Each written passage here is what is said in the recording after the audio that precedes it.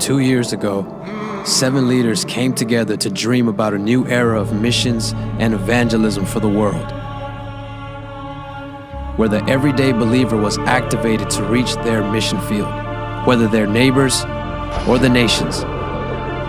That dream became a reality on February 23rd, 2019, where 60,000 of us joined together with 250,000 online to unite around Jesus and declare a war on inaction. But from the start, we knew it would take more than one stadium. The war on inaction has only begun, and the time to send is not just for the few, but for everyone. We can't stop until a whole generation has been activated, until the whole world has heard the sound of go.